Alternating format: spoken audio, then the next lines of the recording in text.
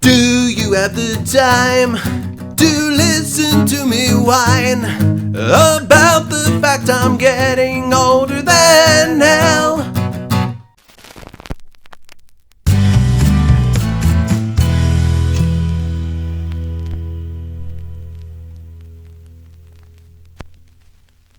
Welcome in, everybody. Thank you for stopping by for another installment of WIGNDIGSO. When in God's name did I get so old?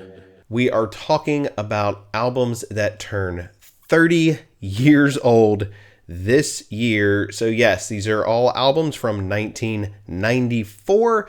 Today's installment is one that has truly withstood the test of time, remains to be a classic, and that is this one right here, Green Day's Dookie.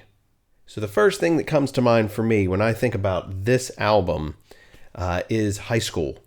I was 14 when this album came out. I was a freshman in high school. I was a brand new freshman in this high school. We had just moved to the area.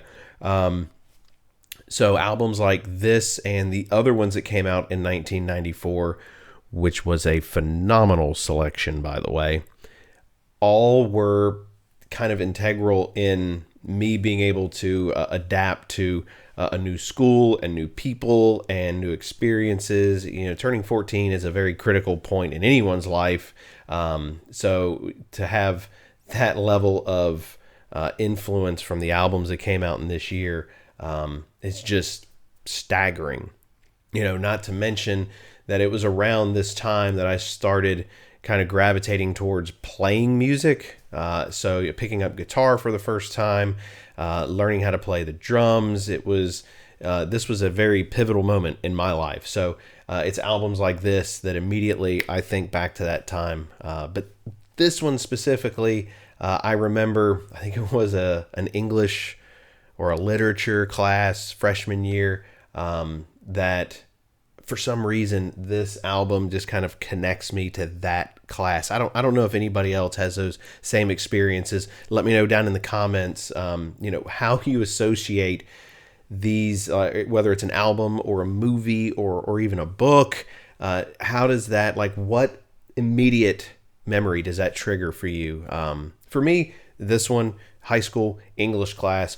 I don't know why. That's about as far as it goes. But that's kind of where my mind is with it.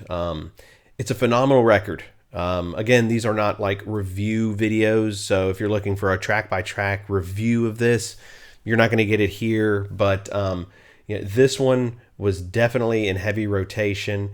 And it's really, then and even now, it's one of the few, if maybe the only kind of pop punk or punk band that's in my collection or ever has been. I'm self-proclaimed, I'm not a fan of, punk and hardcore and music like that. But, for something about Green Day, I guess it was the commercial appeal at the time, really made this album stick out for me. And I have other albums by Green Day, but we're focusing on this one since it turns 30 this year.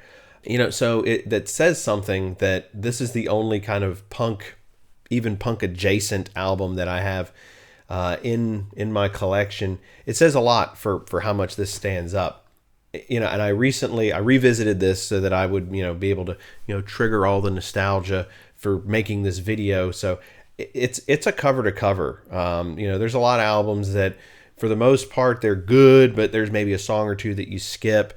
This one just plows straight through. They're all very short songs. So there's nothing that just kind of lingers too long. You just kind of get to it. It's fast paced. It's fun. It's exciting. It's a good album. So if you're looking to get into Green Day, I think this is probably the best starting point to go with. I remember it seemed like anytime you turned on MTV in 1994 to 1995, songs from this album were just littered. The videos on MTV, it's just, you couldn't escape it. And the song that I opened this video up with, or at least, kind of the parody of that song, Basket Case, just when that song hit MTV, I don't think that kids now understand the shock waves that were created when certain songs hit MTV. And that basket case, the video for that song, that was definitely one of them. It just was a unstoppable machine. It was fantastic. You know, something else I need to point out with this album, and it's probably going to be a recurring theme throughout the WIGNDIGSO series, is the cover art.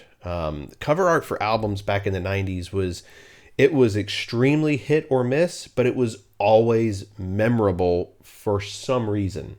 Now, this one particularly has a lot going on. You've got the band's name very prominent there at the top, but you have all this other stuff just kind of going on at the same time. It's a very busy album cover, but not very different from something like Sgt. Pepper's Lonely Hearts Club Band, where it's like you could look at this thing for any amount of time and just pick out little details here and there. It becomes almost like its own little piece of art to look at. So yeah, it's a great one to just kind of get lost in the artwork for this. And a fun note on this particular album, the back cover, the original pressing, I remember it from having it on CD, and I don't still have the CD. Well, I wish I did. The original CD had, well, here, I'll show you. On the back, it had this blurry photo of, looks like a crowd at a show with Ernie from Sesame Street, like a puppet, being hoisted above the crowd.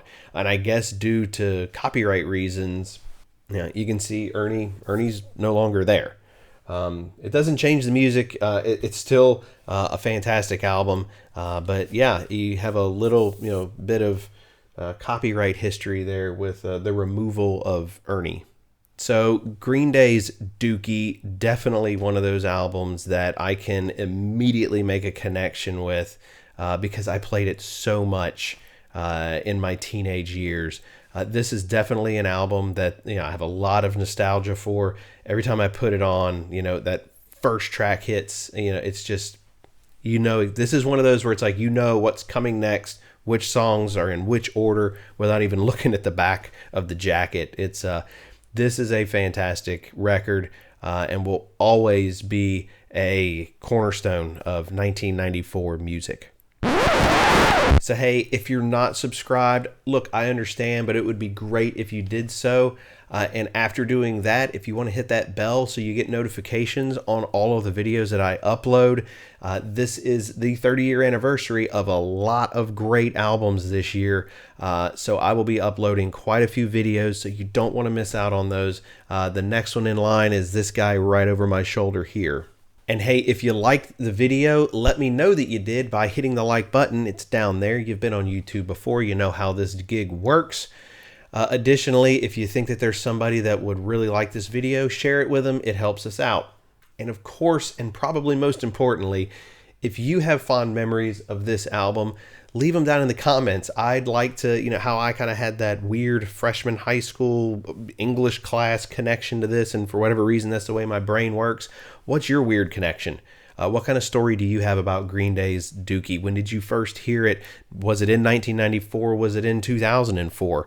When did you hear this album, and what stories do you have about it? I would love to hear it, and I'm sure everybody in the comments would appreciate your story as well. So share that with us if you would. So there you have it. I told you it wouldn't be a review for the album. I'm sure there's plenty of those on YouTube. I mean, the album's been around for 30 years, so I'm pretty sure that there's quite a few reviews out there. So go check those out. In the meantime, that's really all I have to say today about Green Day's Dookie.